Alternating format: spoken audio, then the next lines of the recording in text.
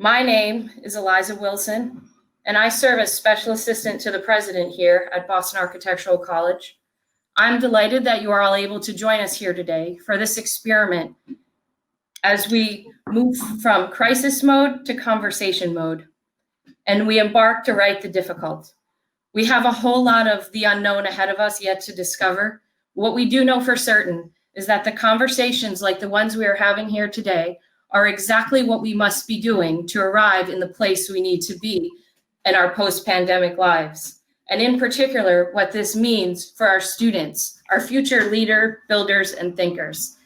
It is my great pleasure to introduce our guest co-moderator, a man no stranger to design thinking and creating spaces and places for learning, living, and transformative change, paving the way for intergenerational learning at the Roxbury Preparatory Charter School by putting the school in the Edgar Benjamin Assisted Living Center in Roxbury, Massachusetts, developing the African American Institute in a multi-purpose facility for the Honors College at Northeastern University.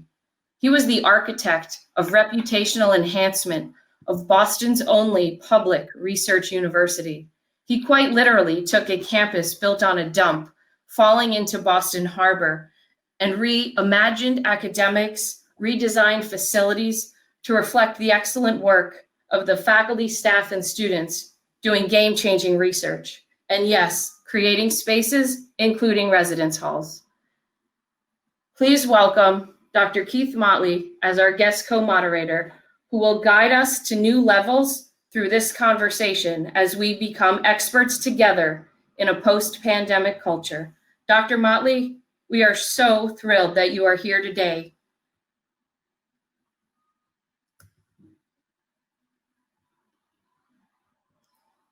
Dr. Motley, your microphone is on. Not on.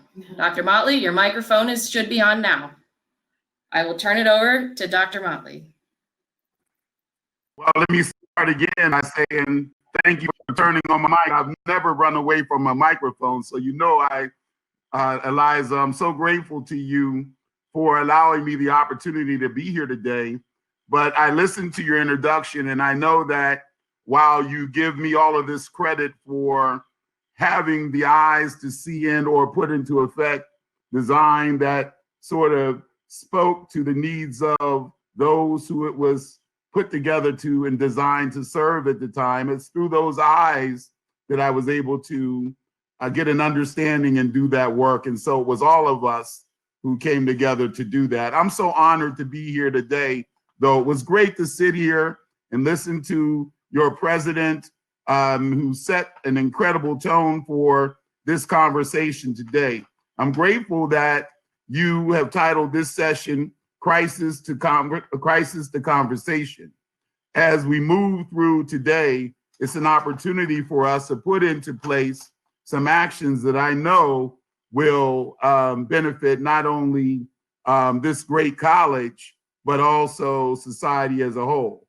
I'm reminded today that it was in 1968 that our leader of the Urban League movement in the United States met with the National Association of Architects in Portland, Oregon, and talked about what it was that we needed to begin to see as a community so that we could design towards better society. But I am glad to be here because we have an incredible colleague of yours, Scott Harrison, who happens to be not only a scholar, but also someone who we pulled into administration to help lead the college forward. And so I'm looking forward to sharing with all of you and out there in this virtual audience that goes all around the world, as well as our esteemed panelists, who Scott will introduce, but I just need to say their names. I need to say Zemin and Christina and TJ.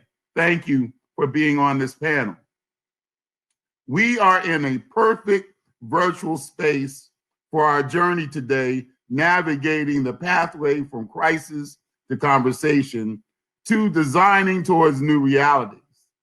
I'm honored to be partnered with the #1 design school that has been preparing students who are able, as you saw with the alumni president, to leave with a first-class education, but also I'm proud that they can leave with the lowest amount of debt that anyone has in architecture as they study. I'm so grateful to the college for being sensitive to that, because that means that students who may have less than to get more of what they need can come into an institution like BAC.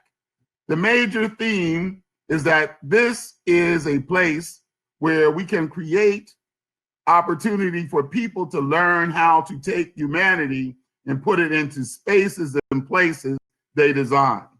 We've learned so many lessons over the years, many of which we've been able to bring to the table, and we've learned from this experience that we're all going through now, that we may have to inform educators and everyone about how to do this differently. And so today, with this panel's help, with our colleagues, we're going to do that. We're not going to be afraid to talk about race and space and what that means for those who live, work, and play in that space. I'm reminded of David Ajayi, who happens to be an architect from Ghana, who is the person responsible for designing the National Museum of African American Culture in Washington, D.C. for us. And Mr. Ajayi has not only done that, he's done many things around the world, but had to take into account all of our experience and put it into a space that speaks to us. And so today we have an opportunity to do that. And so I'm going to get out the way and I'm going to let Scott open up and introduce our panel. And we're going to get into a conversation that we hope that by the time we're finished, that you've been able to engage with us and also add to this that we're going to send out all over the world. So thank you for having me here. I'm so grateful and I'm looking forward to our conversation. Thank you so much, Dr. Motley, for those thoughtful words. And good morning to the entire BAC community. Good morning to our Global Alumni Leadership Alliance. And good morning to everybody who's tuning in with us, across the globe. And Dr. Motley, if you're grateful to be here, we're certainly so grateful to have you. Such a giant and a pioneer in the fields of design, but also in thinking about social justice in the United States. My name is Dr. Scott Harrison. I am the Director of Liberal Studies and Assistant Vice President of Academic Affairs at the BAC. And my research and writing focus on 20th century LGBT history.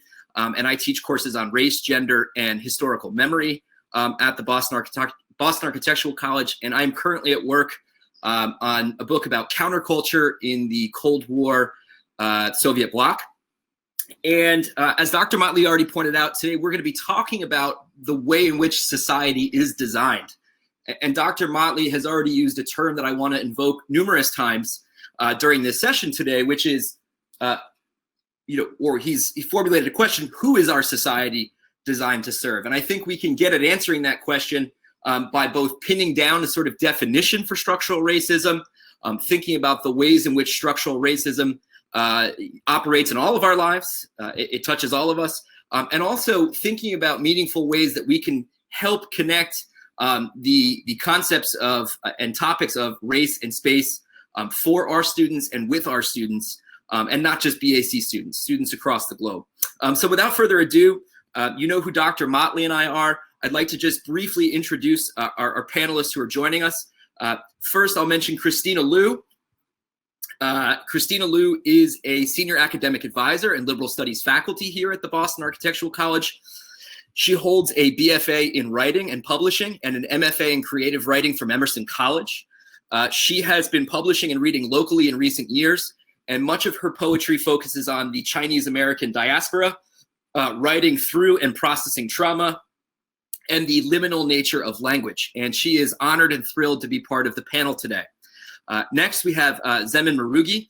Zemin Marugi is an assistant principal and upper elementary school dean at Flagship Academy in Detroit, Michigan, a kindergartner to 8th grade school. She's been an educator in Detroit for the past 13 years. Zemin is also the chair for the State of Michigan initiative, the Do the Right Thing Essay Challenge, a national essay competition that provides middle school students the voice to address the violence in their lives. And finally, and certainly last but not least, my dear friend and colleague, Dr. TJ Talley is an assistant professor of African history at the University of San Diego. His research focuses on colonialism, gender and racial identity, and indigeneity and sexuality. He is the recent author of the wildly popular book, Queering Colonial Natal, Indigeneity and Violence and the Violence of Belonging in Southern Africa. And at this point, I'd like to open our discussion, and Dr. Motley and I, folks, will simply be here to keep that discussion going and flowing. I was wondering if, to sort of get started, to put this to all of our panelists, but also to the audience out there in the chat, I'm wondering how we think about describing structural racism for our students and our peers. And I'm also wondering how we can mobilize our understanding of structural racism in order to help our students think about and connect the themes of race and space. And with that, I'm going to sort of step back and turn it over to the panel.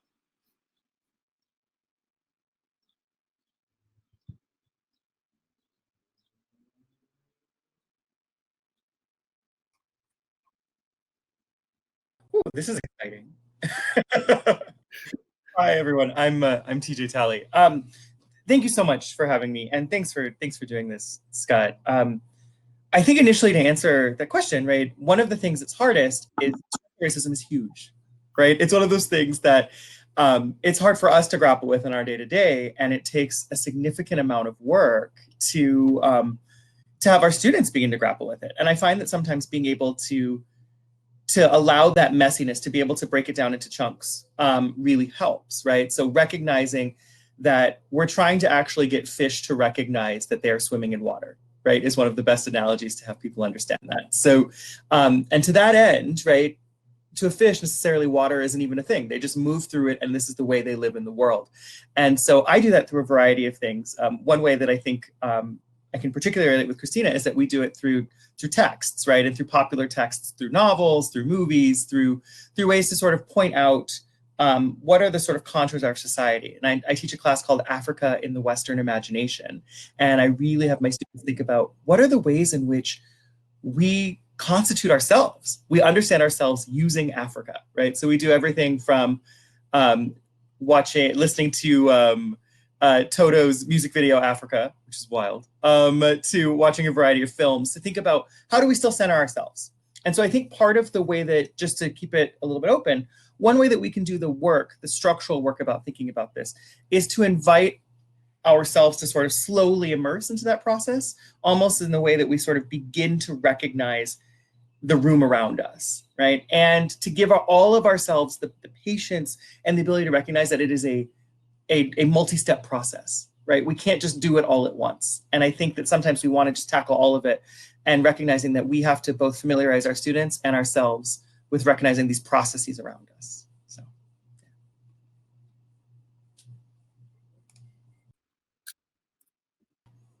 Thank you so much for that, TJ. And before Dr. Motley comments and before other panelists comment, this breaking things down into small chunks, into smaller pieces for students, I think is incredibly helpful. And I want to come back to that point in my own, thinking about my own teaching experiences at the BAC and elsewhere. But I know we have Zemin obviously with us, Christina.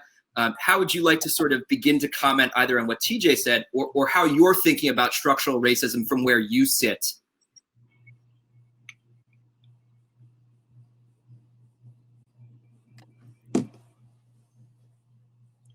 Good morning. Thank you again for having me this morning. I think, like Dr. Tallie said, delivering this kind of information to our students, regardless of how young they are, is extremely important. At a very young age, we speak to our children about what it is to be fair and unfair. Those conversations are so critical because that same child will be in the classroom witnessing another child being bullied for various reasons. So it is extremely important to have these types of conversations with young people because what we don't want is that child to end up being a bystander in any type of bullying situation. And for parents that are looking for ways to have these types of conversations with their children, socialjusticebooks.org has a variety of different children's books that address multiculturalism and social justice issues. And these books are a great resource for children, young adults, educators, and even parents to use to have that discussion at home so that our kids have that opportunity to have that conversation about some of the issues that they are seeing on TV and that they're hearing about from their friends.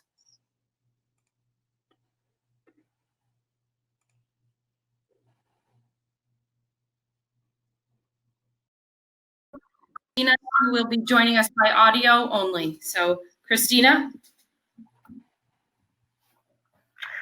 Hello, everyone. Thank you so much for being a part of this panel. It was an honor to meet all of our attendees just earlier this week. But I do want to, sort of give a brief narrative on how I'd like to start my classes. So oftentimes, I find that students may have an easier time, shall we say, discussing pop culture or even issues of gender identity. What they generally have a very hard time discussing is race and issues of economics. So in my class, I deal oftentimes in my research class with the issue of food, and that spans a lot of anthropological lenses. So I often discuss economics. I discuss xenophobia in terms of what we eat and do not eat in this culture. I discuss the issue of shame. And during the very first class, I make it known that growing up in New York City's Chinatown, I have dealt with a lot of those issues on a very personal level. So I give some stories on how, for example, tourists coming into my neighborhood would kind of scoff at the crabs being sold in buckets, would scoff at the fish markets, and I would actually describe the wave of shame on my face as a child that I will always remember. And when I tell those stories, I can almost feel the atmosphere lifting up. Students kind of breathe a sigh of relief. The elephant in the living room has been acknowledged. So that's just one small way in which, because of who I am, I hope to lighten the atmosphere in the room. And, I say, to use a cliche, that this is indeed a safe space, that we speak out of respect, and we speak our own narratives, our personal experiences, that we are in our bodies, our histories.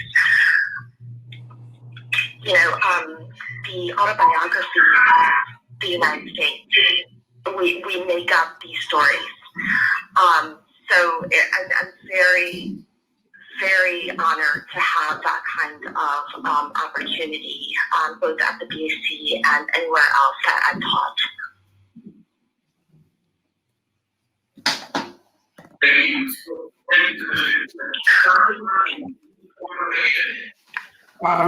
Yeah, On what some of the people have already said. Yeah, I do want to weigh in a little bit on. I think it's going to be really important for us to understand that how we say, how we talk about these things is so important, and really just send us off into all kinds of unfortunate directions. We don't talk about them and say them in ways that make sense, but more importantly, how we organize our collective thoughts and design towards it is incredibly important. As Whitney Young Jr. asked, back in 1968, how and when will we take a stand against the kinds of things that we're talking about today, so that we can speak out on housing and other things and deliberately use this profession to make, in some cases, historical differences. How do we take advantage of that opportunity? But then how do we evaluate things, and how do we speak up and out against them and design out and up against them when the need arises? I think that's what's going to be so critically important. How do we relate to these places and spaces?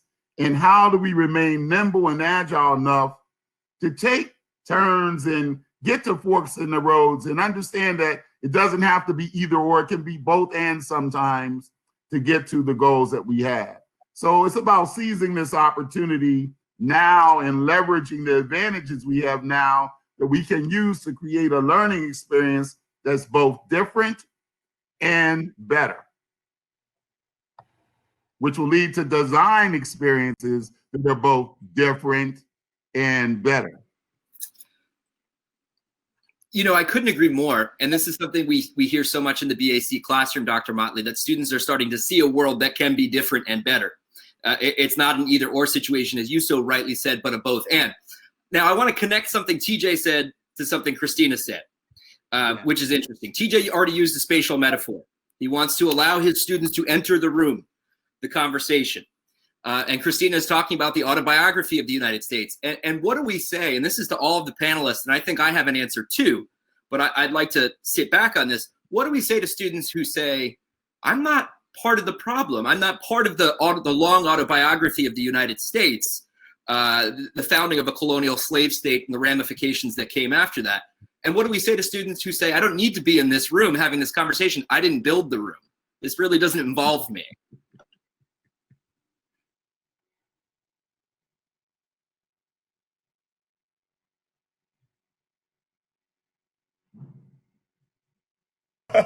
Sure, I get.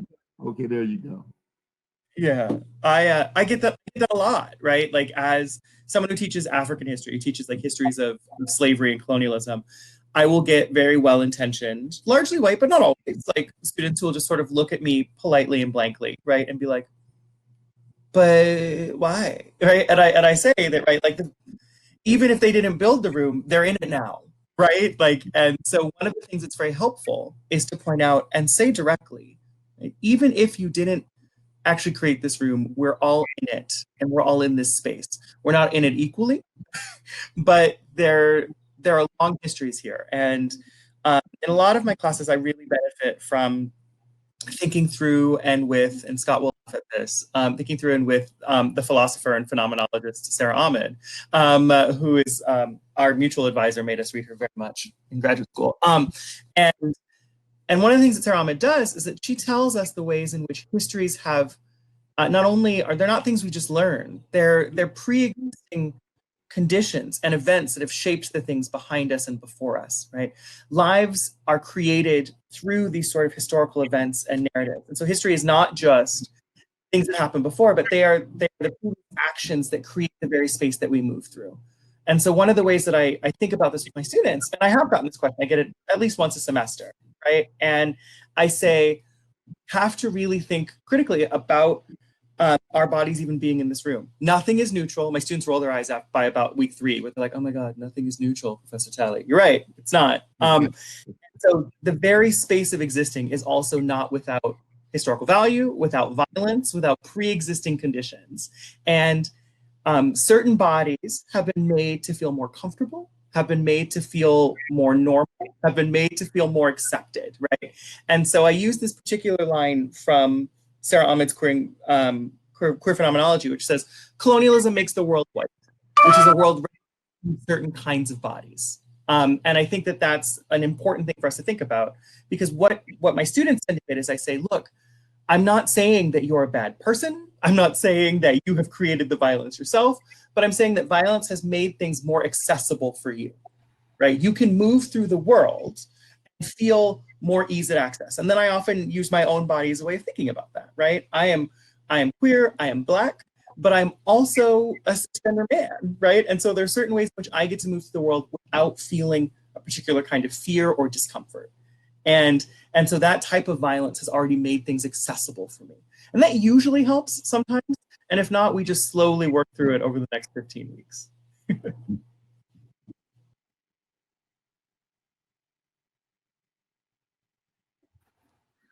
Zeminer, go ahead, sorry.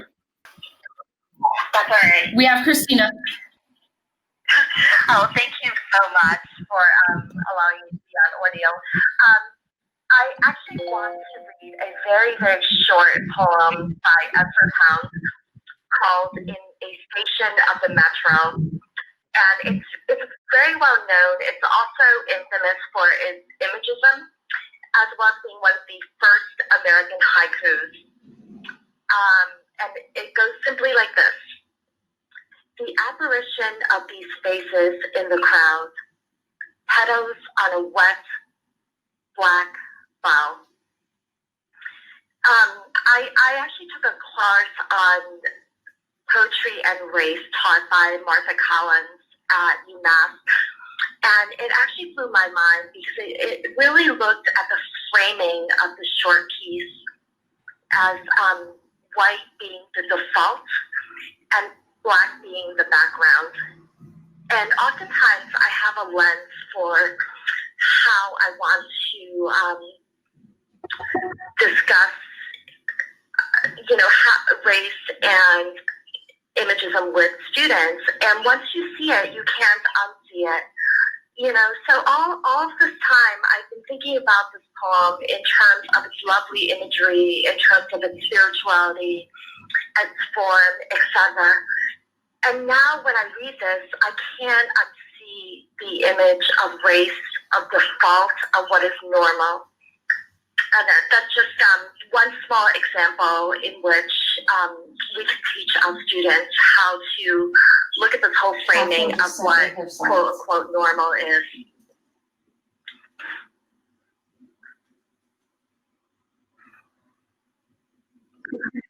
Interesting to me because I want to admit something that is my fault. And Dr. Motley pushed me on this the other day a little bit. He said, we got the new normal. You just mentioned the norm, and you said we've got the new normal as a sort of heuristic device here in this panel teaser. But one of the questions I think we wanted to ask ourselves as panelists and as people living in a sort of world that is prefigured to accommodate white bodies via colonial violence, I think one of the questions we want to be asking ourselves is, who is this a new normal for? This pandemic world we're living in. I wouldn't even hazard to answer that question. I want to listen to what y'all have to say. Who is this a new normal for?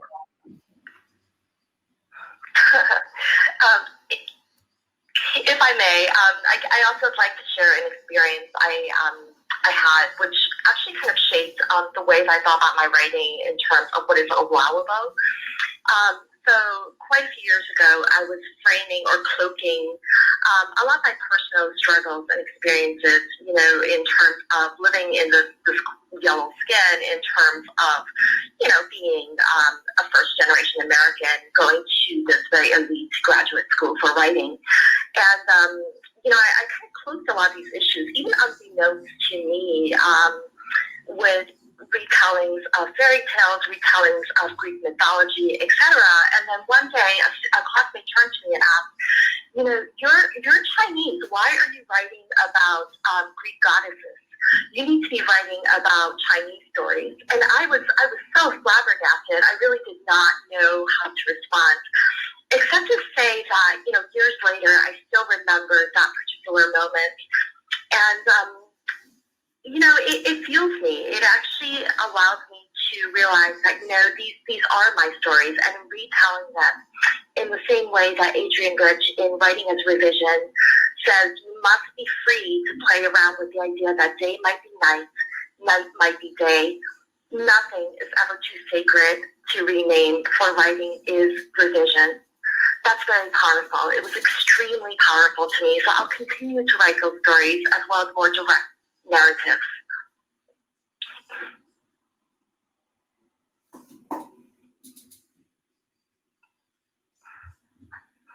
So I don't know. I think we really need to be careful when we use the word normal.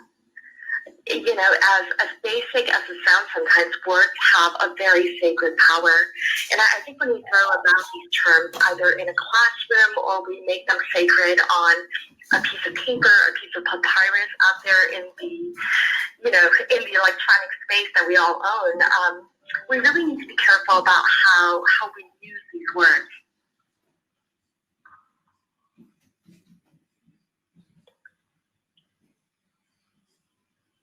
Can you hear me? Am I coming through? All right. I love that. I love that so much. And one of the things that when Christina and I spoke about this earlier, we really wanted to talk about the ways in which, normal is still such a framing device for us to think about whiteness, right? Like, and so often, even in business or university speak, I feel like everyone's favorite company and or university has rushed to put out a statement in the last 9 days. And they've always been like, in these unprecedented times, right? And I was like, first off, I truly miss precedented times. But secondly, what these times, I agree on this sort of collective sense of what has been normal for all of us. And I think that's been really important to think about, for example, for Black bodies, the idea of heightened surveillance, the idea of unsafety when you walk outside, the idea of feeling discomfort. It has been, I call that Tuesday, right? Like that's not, and so when people often think about, oh my God, the new normal, I'm like, welcome, right? And I think that when we discussed this initially, it's so helpful to think about the ways in which we can just still make it about us, right? When we're so used to being the center of conversation, when we're so used to being the focus, even when we can do that. And so I think that thinking through the new normal as perhaps not a useful framework, right? Thinking about the way instead of intersecting normals, right? Now suddenly our lives, some people's lives are wildly different than they've been before. And other people are like, this is more of the same, but with extra coughing and death, right? Like this is pretty much one of the things that was deeply frustrating, for example, if we go back in time 3 weeks ago to sort of some of these anti-masks, anti-lockdown protests, right, was about a sense of entitlement to freedom of movement, right? And suddenly feeling restricted, and certain people who've never been told no to a certain extent, right? And I don't mean to oversimplify it, but right, many of the people who are protesting around Memorial Day were like, I can't believe that the government is not letting me move however I want. I can't believe that my body is being restricted. And I feel Dr. Motley will absolutely get this, but me and many other sort of like educated Black people just looked at each other politely and were like, must be very difficult, right? But this very sense of it is, how do we open up this phrase? And while we let students and fellow faculty and think about how this is distressing, how do we not once again reinscribe the very same sort of unspoken pressures, right? Of when we say it's normal. Yeah. Christina has a point to add to that. Christina? Yes, absolutely. I want to thank you for bringing up the, how do I put this nicely, the anti-lockdown protesters. And I say this in polite company, but I think often what's really jarring to me is the juxtaposition of images I'm seeing upon the heels of the protest as well as the lockdown. So we have people carrying signs that say, I am entitled to a haircut. I want to live my life again and go to a nice restaurant and be able to, do my normal person things in the framework of their lives. And then that sort of image is juxtaposed with, I have the right not to die. I have the right, to go bird watching and not be harassed.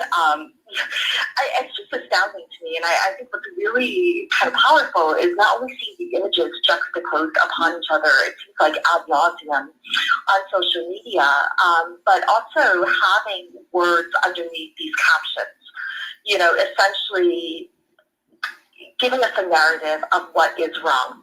And I've been seeing so much of that of late, but I think this is quite revolutionary. And these posters, for the most part, are not academics in ivory towers. They're really culling images that happen day to day, and they're putting them up for us to see.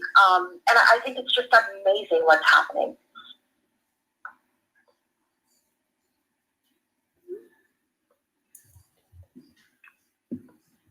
So thank you.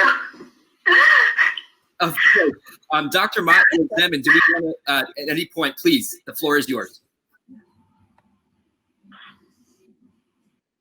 So grateful. As you know, I raised this the other day, and all of my colleagues jumped on it around how we use these words and how the impact of something as simple as someone talking about new normal, or even as my colleague talked about bird watching. It wasn't about the fact that the person was out there watching birds. It was about the fact that that person in the other person's mental model couldn't be out there watching birds.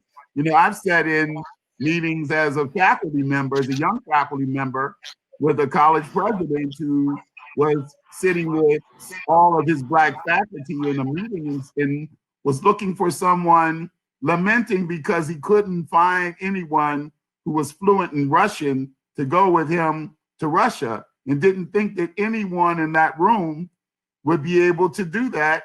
Meanwhile, one of the leading scholars about Russia and was fluent in Russian, who happened to be an African American, was sitting right in the room with them. We make these assumptions about individuals. We make assumptions about space and place, you know, which is why I love these young people. You know, I was teaching, I was a doctoral student, just that was my space.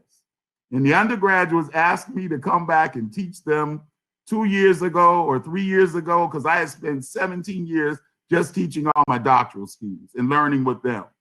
I'm going back to learning with these undergraduates, and it's so incredibly empowering to see how unconstrained they are in their thinking. And it's our responsibility to sort of set high levels in our pedagogical offerings so that they can continue to think that way. We need to be designing towards those things, because that's going to help us be able to have these kinds of conversations where, you know, time and space and all those other things that no longer matter as much because of how the world is operating can be put into fruition and brought to fruition in a way that makes incredible sense. So I'm so grateful to hear my colleagues, and this is why I believe this is such an incredible panel. So I'm going to get out the way and let us continue to move down this journey. But thank you for Scott for pushing us to have that kind of conversation. I see that Zemin is trying to get in. You know, I'm so grateful to hear all that you are saying. TJ and Christina, being able to work with college students on a higher education level, having those conversations at a deeper level with students about race is so critical, which makes me as a administrator for an elementary and middle school, you know, keep in mind just as how important it is for me to have my staff address the moral focus virtues in our building. We have regular conversations with our students on various virtues such as integrity, respect, compassion.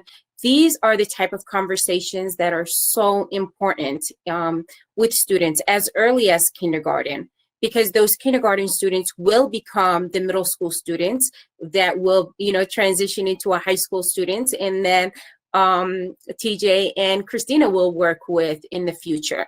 So the foundation for this type of concern has to start at such a early level with our young people.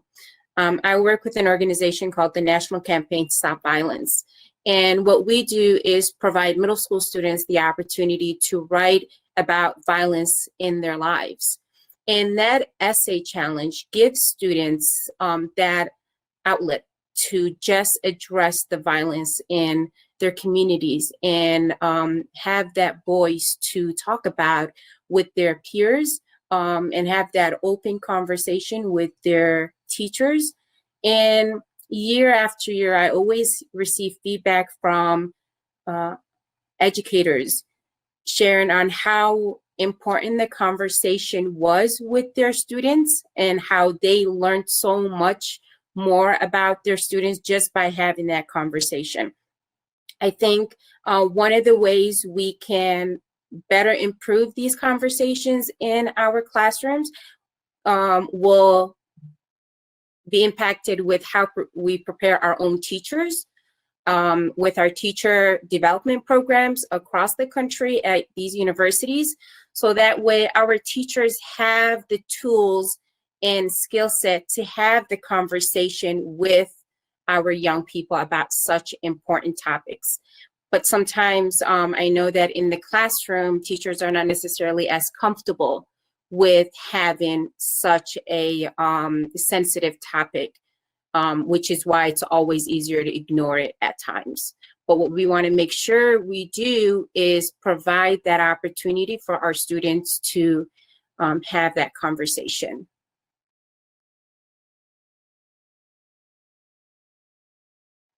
So much to work with and so much to unpack. And definitely give us the next discursive thread in this conversation. The next, you've given us the next line to sort of take.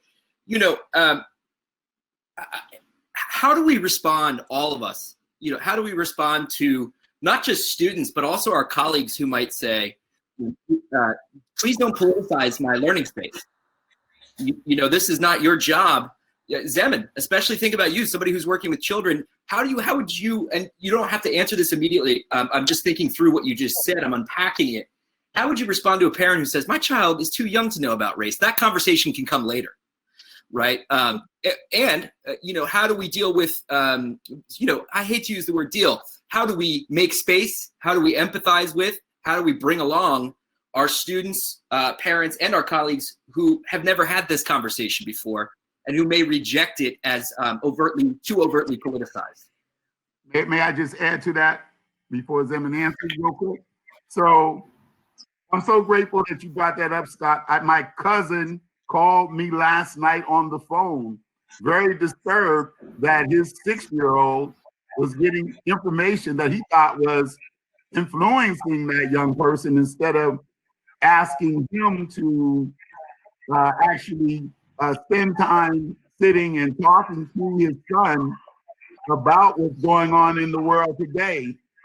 He mistook the school writing to the individual, writing to him as a parent saying, why don't you just why don't you talk to your children, sit down and watch whatever they're watching on television with them. He thought that was a way of, the school should not be butting into that in the way that, we had a very long and detailed conversation about that, given the fact that he might be someone who might think that way and also may engage his children in a whole different way than others have the opportunity to do so. And didn't understand the spirit of the letter from the school. So I'm glad you brought that up, Scott.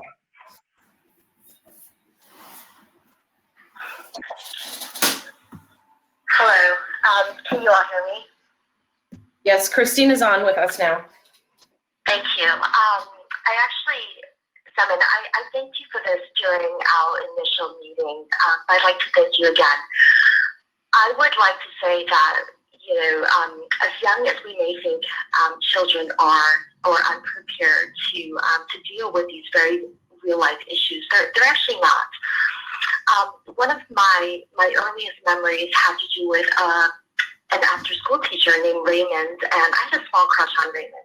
He wore black rimmed glasses, he was tall and thin, but he taught us always to have pride in ourselves, and he always reminded us that the Great Wall, at least back in the day, was the only man-made object visible from space. At the time, I probably didn't understand why that lesson was so important, but he knew before we did that we would face a certain amount of racism, and that story of the Great Wall was there to instill pride. I still carry that, decades and decades later, that particular story at that moment where he discussed why it was important that we remember the Great Wall. It's just such a small example, but this children are hearing it. I have a friend who's actually a children's book editor, and she made a really wonderful point. She still has a job. She is working steadily and happily, but she said, if children are not taught these issues that they're learning in some fashion, whether they're just on TikTok or Facebook or just watching TV with their parents, they're absorbing all that information anyway. And it's the responsibility of any educator, K-12, higher ed, post-doc, what have you, to infiltrate, if you will, this academic world. Oftentimes in design, I think we fight with this idea that there's a schism between the humanities and design, and there really isn't. Everything is interrelated, and I think it's so important to kind of acknowledge that firsthand when we stand in front of that classroom. So thank you.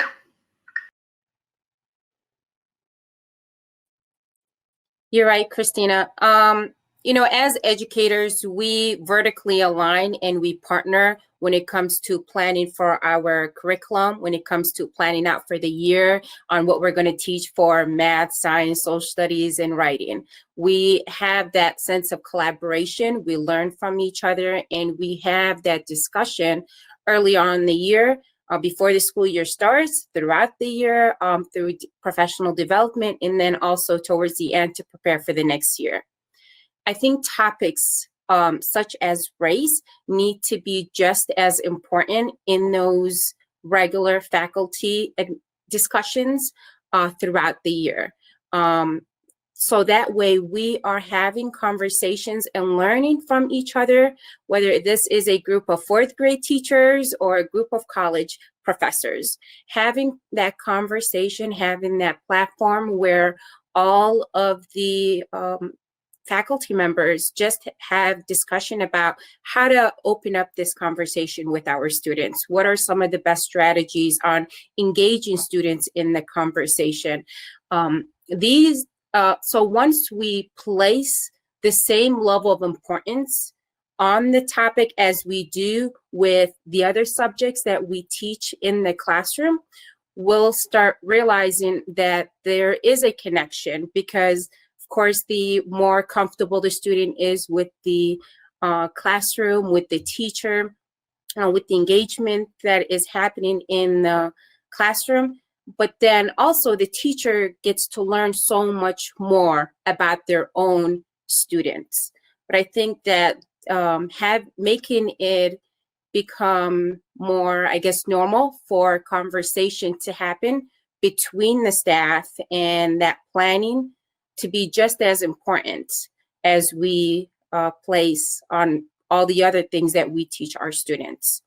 And that's why topics like moral focus is so important, because when we look at various virtues that our students are learning, we have lessons on compassion and what it really means to be compassionate.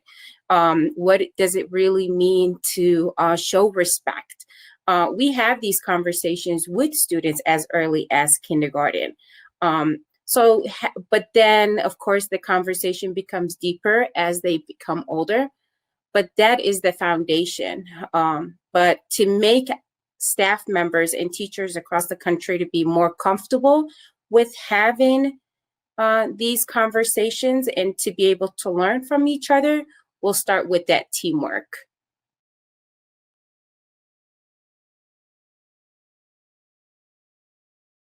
The answers here are really mind-blowing for me, simply because I feel as if my vocabulary, my vernacular, my sort of ability to take on conversations as an educator and as a human being about race is expanding rapidly as I sit here.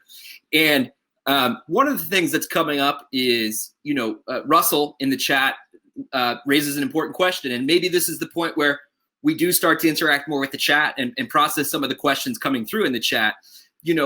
Russell brings up the question, a difficult question: how does structural racism manifest itself at the BAC? And what are our own best practices, our processes as educators, administrators, and students, and in our product for dealing with that? And I think we can sort of spin that question out to any of the institutions any of the panelists are working at, right? Because there's not going to be a corner of the world or our society that's untouched by systemic racism. My answer to Russell's question is, as a history teacher, is to historicize what students are seeing via primary sources. And what that means is I am using and showing and having students read sources produced by people who experience this oppression on a daily basis, so as to not gaslight history, right? So as to not deny history, and to show students that this is nothing new, right? In the era of lynching, and we very much can think about and term George Floyd's death actually a lynching, right? But in the more properly thought of era of lynching, Black and brown and yellow folks were quite aware that their bodies were not moving through space in a protected way. We have diary entries about that. And we can help students, we can make that bare for students and bring that into relief rather than simply asking them to comment without context on the present moment. And on that point, I'll sort of yield to other folks on the panel for thinking about how they address the structural racism at their own institutions, BAC included.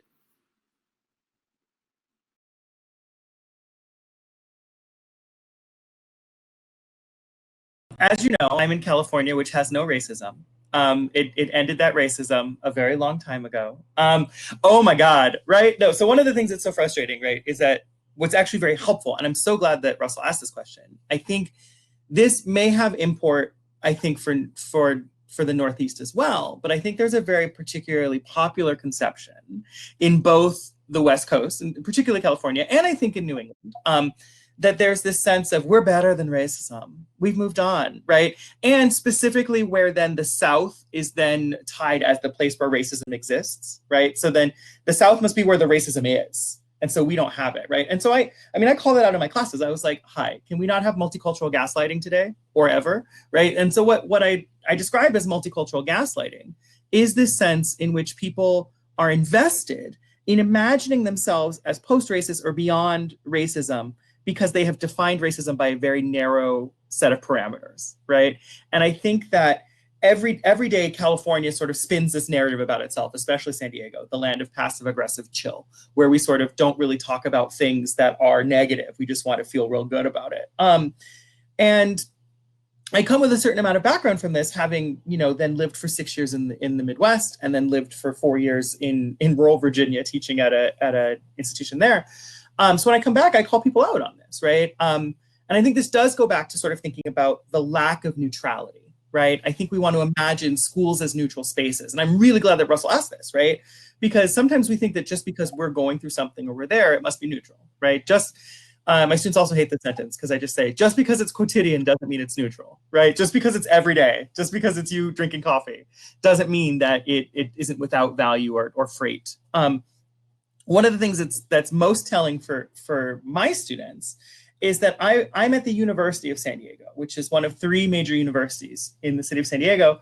Ours is the only private Catholic institution, and it is made specifically to resemble a Spanish mission, which is wild, right? Like, so to think about the idea that I work at a university that is made to resemble a place of forced genocidal colonization and education because of its relationship to like the Catholic Church is very productive, right? In a way where I'm like, I will refer to it to my students. I was like, what does it mean to learn at a colonial amusement park, right? Like, what does it mean when the everyday sort of violence of colonialism is rendered sort of like banal, right? Rendered every day as you move through it. And what really helps for my students is to say, especially for my white students, right? To be very frank, right? To say, hey friends, how might this shift if you were Kumeyaay, like, or indigenous Californian, right? Like, what does it mean to walk onto this campus? How does your body react, right? How free do you feel, right? And I bring up, like, when I taught at Washington and Lee University in Virginia, which part of it was a former plantation, what did it mean to be a Black faculty member teaching there, right? It was physically disorienting, right? And so I think going back to space, right, is that we like to imagine that our spaces are neutral, and they're not. And then we get doing what Scott has already pointed out in our history classes. I challenge students to do sort of rigorous sort of analytical work, but also to do that ruthless self-criticism, right? And by this, I mean, if we're as historians really going to critically engage with the past and to think about how these things work, we are also not immune to that, right? We have to think about the ways in which we're situated. And one of the things that was really great in a class that I was teaching this semester is I had a student who said, we're talking about inequity, and we're talking about the ways in which people feel, that which they get value at the expense of others, but just being here and getting a degree, my degree only has value because other people can't get one. And I was like, oh damn, right? Like it's so useful, like to point out the fact that the commodity that you are receiving, the degree has value because not everyone can get it, and you are then being given a ticket into a hierarchical and unequal society. So even going to college is not neutral, right? And it can be a really important way of advancing and for social progress, especially for minority communities.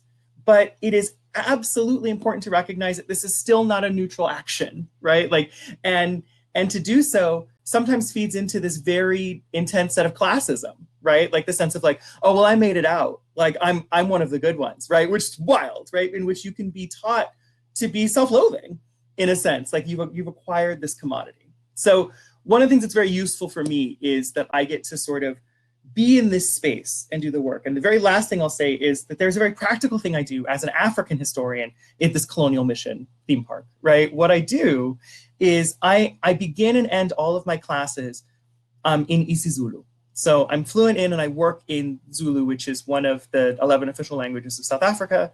And my students are required to introduce themselves and introduce me at the beginning of every class in Zulu. They end the class in Zulu. And they get really uncomfortable the first few weeks because there are syllables that they don't understand. They feel deeply uncomfortable. And I say, we're so used to understanding African history on our own terms. It always has to be rendered into our own language. But think of the amount of work, violence, and labor it takes to make all of this in English. So you're going to feel uncomfortable. And you're going to normalize that discomfort as part of that learning. And that's part of how we begin to build through this. I'm not naive enough to assume that speaking Zulu has ended structural racism, but I do think that it is a particularly useful way to use student discomfort as a way of breaking them out of the everyday familiarity that colonial violence allows them to feel in an institution. Dina, it has a response to that. TJ, thank you so much. You actually made me recall quite a few connections.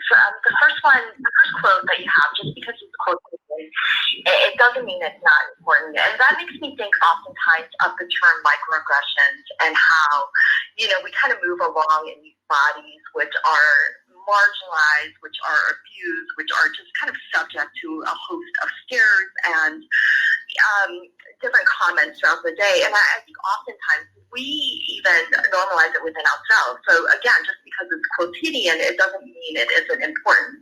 And just because this is something that may happen on a day-to-day basis, whether it's being questioned by the police or whether it's being asked, which country are you from? Where are you really from? We cannot begin to normalize these as something that is not destructive and banal, that in fact these kinds of questions and interactions are extremely destructive. So I really thank you for reminding us, if you will, that it's not just the extremes of racial, sexual injustices, which we need to pay attention to, that we need to be woke every single day when we buy ice cream, when we go to the grocery store. And it's exhausting. I'll be the first one to admit it. I get very tired of always having to carry the flag, but we're all in this together. So I think that's very important. The second has to do with this whole idea of space. I think it was Lee Peters, I assume in the chat, that said this is a very meta conversation to be having, and it really is. I think oftentimes when we go to the Boston Common, we don't necessarily think about people in stocks. When we go into the American forest, we're not necessarily thinking about lynchings, particularly in the Black American South, but nonetheless, that sort of history is there with us. And I think it's important to be mindful of that. I was actually speaking with a student whose topic was Black hair, and we started talking about the protest. She's currently in Florida right now. She attended a few protests, and I had mentioned the LA riots in the early 90s. She had no idea what the LA riots even were. And I just find that so mind-blowing. So we started to talk about that and talk about the play Twilight in LA, and talked about the whole term of rooftop Koreans, which, if you don't know what that is, definitely Google it. And it's absolutely fascinating because it's literally not black and white. And part of what we need to remind students and ourselves is, in the midst of all this, there is a very powerful system that is set up for minorities to fight each other for a piece of the American pie. You know, and I think anytime you're seeing, blank on blank violence being politicized, that's what's happening. Is that, there are certain parties that be, there are certain people who have a very vested interest in having us, the people of the United States, fight against each other. So, TJ, thank you so much.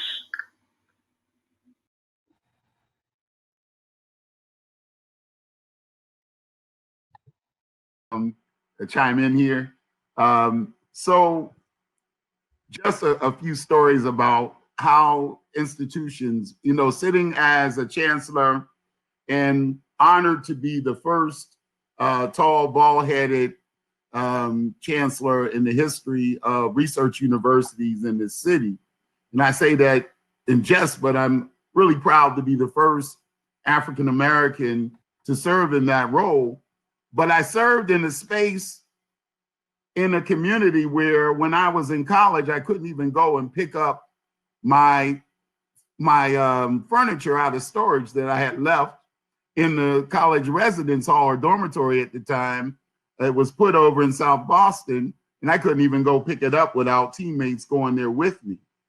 But I sat there at the helm of this institution and was hearing all the different things, what's it feel like to be chancellor? Oh, you have the most diverse institution in the history of New England, and all of these kinds of things you get. And you have all these thousands and thousands of students, and you could come out on that peninsula and it's kumbaya, everybody in the world is there. Every kind of thing is there. The diversity is just incredible. But then it happened. You can say it, you can organize for it, you think you know it, but then I went back and I went to my first faculty meeting. And I realized when I walked in the room, I was the first tall, bald-headed guy to come into that department on campus. And that broke my heart because I realized what the students were telling me. They would use examples like, Dr. Motley, your non-smoking policy, you think it's working. But, see those things that you think are, computer chips or whatever you think are laying on the ground, those are vaping things students are doing. So they're smoking anyway. Dr. Motley, you think that you've spread all this diversity, but it's not in the classroom. It's not in these spaces. We're bringing it, but we need you to bring it more too. So we can never be satisfied in these spaces. And there's always, as you have to get out, we have to organize for it, but we also have to evaluate it at a deep level. And we also need to be able to sort of re-examine and be agile enough in our own thinking to make change, even when people are hyping you up as the most this or most that. You need to really keep looking at yourself and strive to get better because, these communities deserve it. And you as an individual deserve it. We can't rest on the notions. We have to find out how impactful those notions really are. And so this has been eye-opening for me, just getting back into the depth of the culture of the institution and being a part of that and witnessing it firsthand, and then trying to make change from that space as well by hiring others to be faculty members, et cetera, throughout the university where that needs to happen. So before we move on, I know we have so much more to say, I just want to draw attention that to the chat right now, we have folks who care and think a lot about historic preservation, particularly my dear colleague Eleni Glekis and Miguel San Miguel, who are thinking about the ways in which historic preservation as a field and as a practice is myopic. It's a myopic design approach in its singular reinforcement of a precedent normal, which again connects to TJ Talley's and Christina's comments about sort of the violence of colonialism as act of erasure, right? Sort of this preservation of certain spaces, upholding those spaces as normal to the detriment of other types of histories and existences. I want to ask, we do want to talk about how we help our students process trauma. We certainly want to get to that. And I know Christina and Zemin certainly, and TJ, of course, have a lot to say about that. But I want to come back to a question that came up much earlier in the chat, posed by our dear colleague, Nancy. And I think I hope I posed this in the most artful way. You're going to have white folks who are very brand new to this conversation, even though this has been going on around them for their whole lifetime. And how do we sort of bring our white friends, colleagues, and loved ones along with us in this conversation? And let me disclose something in the interest of not martyrizing myself or making myself look like I'm somehow woke. TJ Talley had to whip me around in graduate school and tell me that I did not understand race and that I needed to have more painful conversations and reflections with myself. So how do we in any sort of way make space for white folks who are perhaps timid about joining the conversation and afraid for the backlash that they may receive when they do comment on race?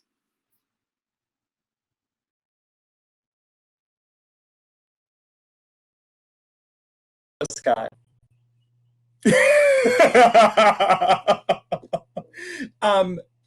So one of the things, I'm of multiple minds about this, right? Like one of the things is that there was a period specifically in my life where I thought that my main goal was to help people understand, right? And to be a bridge to understanding. That time is no longer now. One of the things that I feel is that ultimately there needs to be a sensitivity as an educator, right? To the fact that not everyone is at the same place, and it needs to not breed a sense of elitism or sort of like woker than thou-ness, right? Like, however, right, like this, the importance of this is also recognizing, well, we can do this and we want to invite people in. One of the things that that white people who are new to this do not get, right, in their sort of like their moment of the first time, and this actually will characterize our interaction way back in 2011, was it 2011? Yeah, was that, thank you, time is weird. What a decade. In the 2009, for you, it was the first time. And for me, it was like 17th, right? So like one of the things that I think is important, especially for white people who have learned, right, and are moving through the space and are like, I want to be better about this, is that it's still, even that moment of learning is an act of grace and patience from like people of color or queer people or women who are like, hi, this is new for you. And I'd like to shepherd you through this, but this is also energy, right? Like this is energy that I'm taking. And so I say this to say, like, yes, we need to be open and we need to be able to give that grace. But also, I think there needs to be a recognition that, once again, not to get super meta, but none of this is neutral, right? And even the act of doing this still requires a disproportionate amount of energy, grace, and resilience from the people doing the educating, right? And to go back to that sort of 2009 incident, right? That was new and it was radically transformative for you. And for me, it was Thursday, right? Like for me, it was like one of those things where I was like, well, this is not my first rodeo, but it was such a useful moment for you because I think it was that clarion call of sort of self-awareness. And it was great because, I mean, to put it sort of very pointedly, it hinged on you sort of coming into a new racial awareness where you sort of charged in and you were like, do you think that I am a racist? And my response was, I am uninterested. I am violently uninterested in that question, right? Like I was like, I'm uninterested in whether or not you feel you are racist. What is happening is a thing that is racist. and I think that's very useful, right? Like, and it can be, and I say this for people who've been doing this work, right? It's an aha moment, right? And it's so rewarding sometimes. It's also really tiring, right? And it's also very quotidian. So I think that specifically for people who are doing that work, we know to make the space and we want to invite people to be well. And we need to remember to not always do it to make ourselves feel better, right? But also those people who are sort of the newly converted or the newly realizing, I think sometimes also need to realize the amount of labor that takes, right? And each time is new for them, but not for us. And so, and I think this goes back to our larger conversations already about spaces already being in play, right? So for the initial person that comes in, this is like, wow. And for the rest of us, we're like, yep. And so the last thing that I want to say that is slightly controversial about this is that in 2020, 36-year-old me is no longer interested in making better white people. I'm just not. I'm not. Like, I think that it's important to educate. I think it's valuable. I think the work is good. But that's not my main goal in life, right? If white people get better, that's awesome. But it's not in my top 16 things that I need to do today, right? Like, it's like literally, I need to make space for people like me to live, and for people like me to be seen as human and to thrive, and to break down systemic types of oppression. And if that helps other people get on board and be better, sweet. But I think it's very important to recognize that that's no longer my main goal. It was for a long time, and it's not now. So, yeah.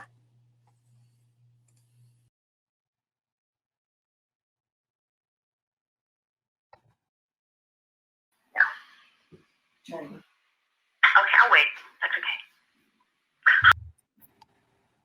Christina, you could go ahead.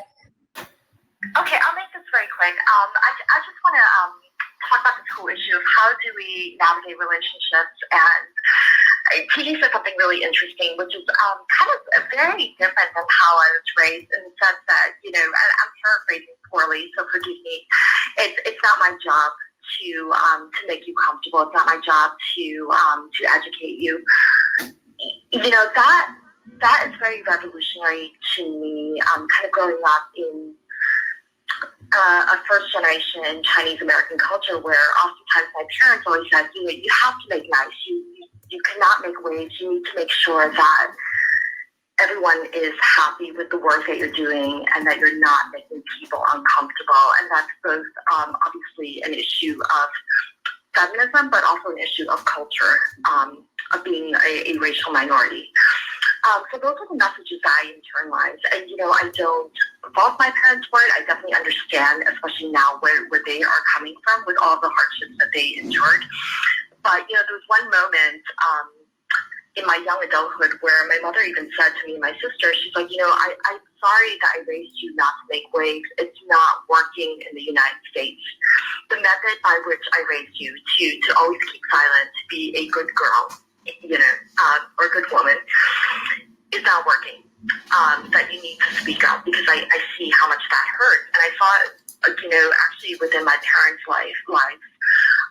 So it's very painful for me to hear that, but it's absolutely necessary. It is as necessary as breath. So I would like to thank you again for reiterating that in a very different fashion. I wish I had your candor quite often. So, I just it's such a joy and a delight to hear you. I also want to, kind of refer, if you will, an essay to every single member of our audience, as well as our panel. And it's a very short essay. It's quite colloquial. And it's Alice Walker's In Search of Our Mother's Gardens. It's an absolutely beautiful essay. Students have responded very well to it, but to kind of get the gist of what I had gathered, it's an essay about pride. So Walker writes about being so poor that, her mothers and grandmothers had to, or did as an act of pride, create flowers and paint and spaces within the cracks of clay and crumbling walls to create a place of beauty and of Black pride, and not of poverty, and not of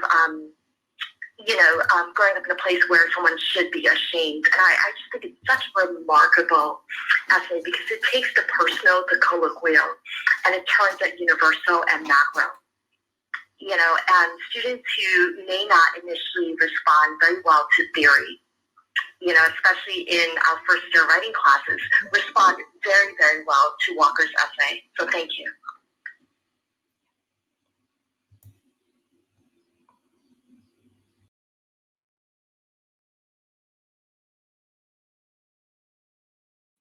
Yes. So when I think of structural racism in an elementary and secondary level, I'm reminded of what our teachers across the country have experienced in the last few months with the COVID-19 pandemic.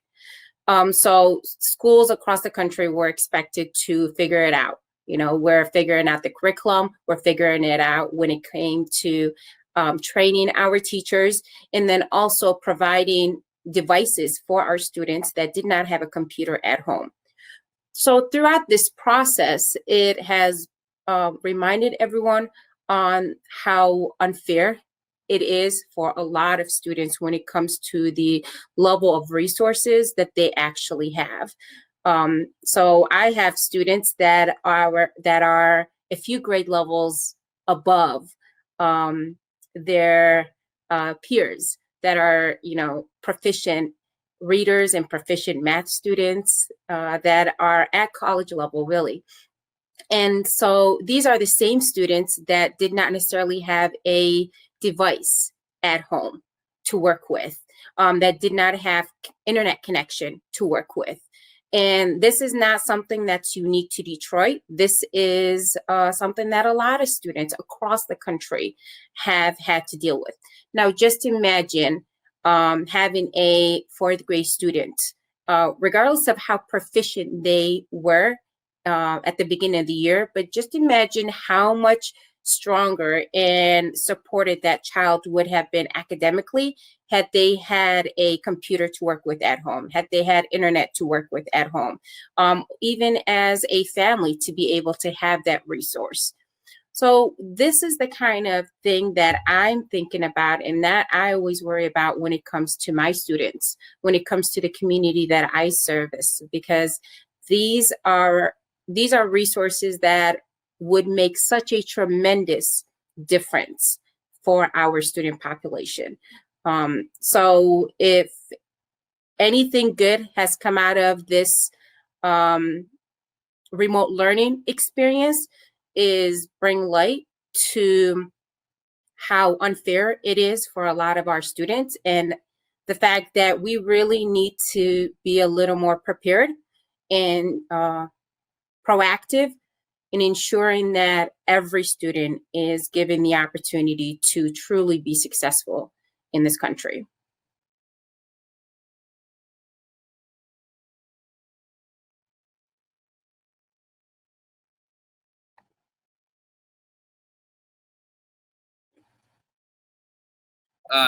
Some reflecting thoughts on what Zeman just said. I saw you sort of nodding along. I wasn't sure if you wanted to comment.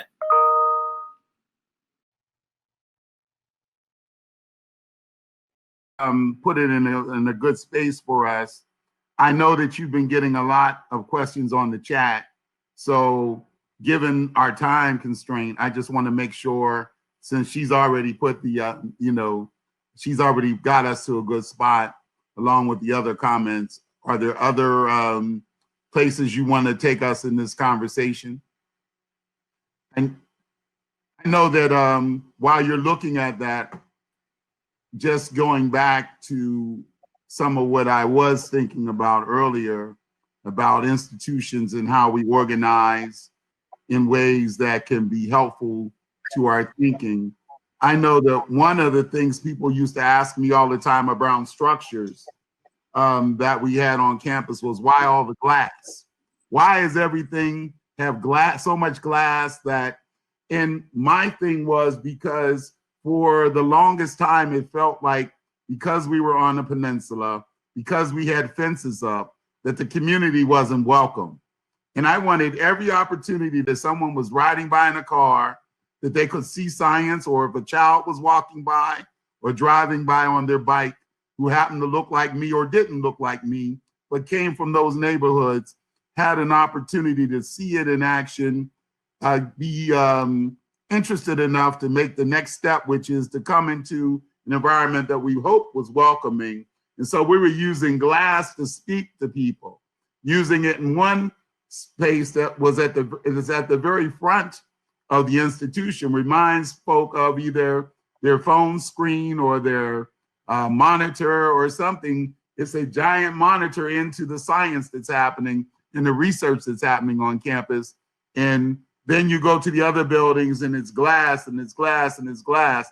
And that was my thinking on making it a welcoming space, but also one that would sort of speak to people when they would either roll by or whatever. The other thing that I want to remind you is that while I hate to do it, you know that at about 5 minutes to 11, I have to go and be in my other space at that other university that I have to serve.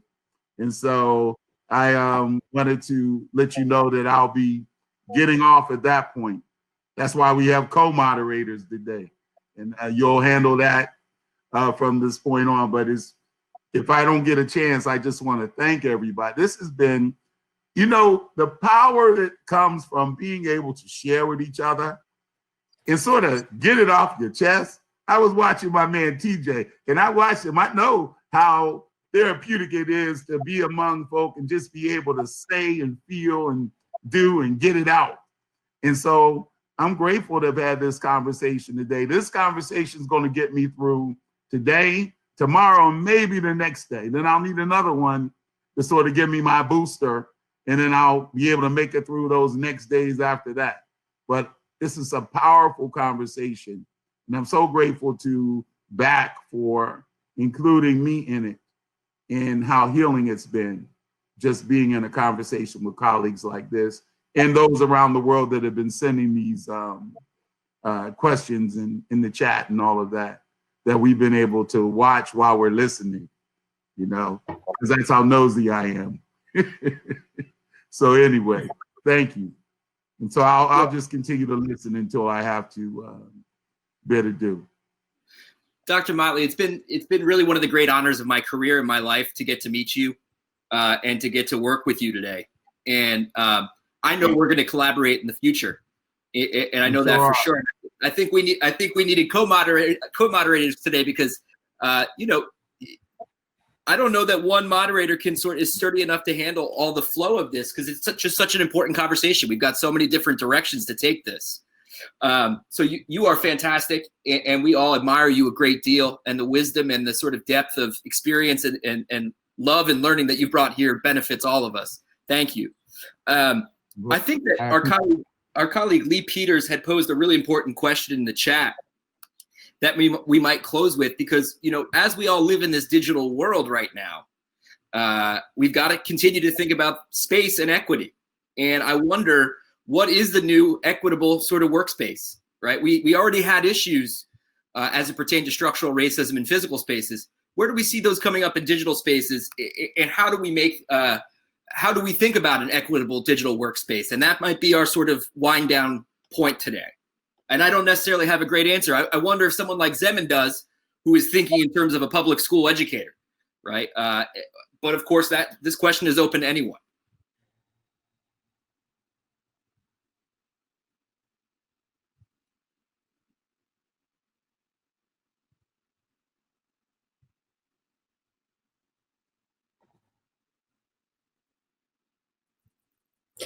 Yeah, when I think of the digital world, I know with remote learning, a lot of our classrooms had to completely change platforms.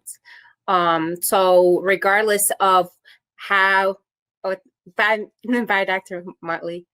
So regardless of what school may look like in September, if we are going to go back into the classroom or if we are going to remain in this remote learning platform, we need to ensure that all of our students get caught up in the digital part of technology, that we need to make sure that all of our students actually have a device at home to work with. I know that that would make a tremendous difference for not only my middle schoolers, but even as young as second, third grade. Students complete various research projects and assignments at home too. And to have that disadvantage is extremely unfair. So for my own students, I want to make sure that they have that opportunity to have that device at home, and to also have that internet option. I know, like I mentioned earlier, we had families that had the device, gave them Chromebooks, but then they didn't have the resources to be able to connect the Chromebook to internet at home. So that is the reality of that our students have to face on a daily basis. It is an inequality that truly impacts how their educational experience in the classroom, because that home experience is also just as important. So my main my concern would be that that opportunity to really be able to provide our students. And this is not just my own, building. These are students across the country that we really need to make sure that we are providing them with the resources they need to complete assignments at home and to do research at home. Because, like we've mentioned earlier, we're building the foundation so that by the time they get to Christina and TJ, they're not just starting all over or starting from scratch. So I hope that answered your question, Scott. Bringing Christina in. It does. Thank you. Thank you so much. I absolutely agree that, not only do students not have an equal playing field or equal access often, but as educators, as parents, even as peers and students, we need to push. We cannot assume that everybody has the same access to technology, as well as levels of engagement and comfort with technology. I think that's another aspect that we really need to discuss. One clearing example I can give very quickly is oftentimes when I am having a Zoom conference with a student, they will have a background on.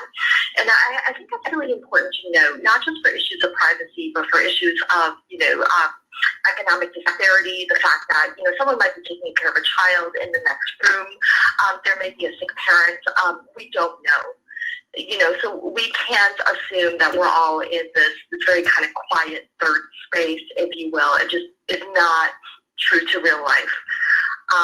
And as I'm learning both as an advisor and as an instructor, so much of this is still unknown that we really, really need to be flexible going into the next semester.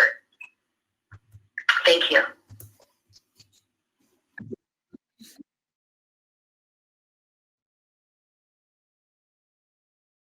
Folks to get to the 11 a.m. panel if that's what they want to do, and I hope they do. We've got Mahesh commenting, and we've got one of our students, Catherine Apinga, commenting on the fact that giving a student a device, hardware, and internet connection is not enough if we're thinking about the whole student. Students are living in houses with 8 or 9 family members. Some students are experiencing domestic violence. Other students are being forced or sort of feeling pressure to work much more at their full-time jobs than they have in the past. So creating an accessible digital education has so many components, of course, that we have to keep in mind. And we've got President Das talking about access to basic infrastructure continues to be a question of equity. As I want to thank all of our panelists, TJ, Christina, Zemin, and also the inimitable Dr. Motley for gracing us with his presence and leadership today. You can rest assured, folks, you have my pledge. These conversations will continue. The only way to reach human-centered design is to figure out a world in which all human beings see each other as actual equals, and we work to break down systemic racism. That's our job. Thank you for being here, and enjoy the rest of the day.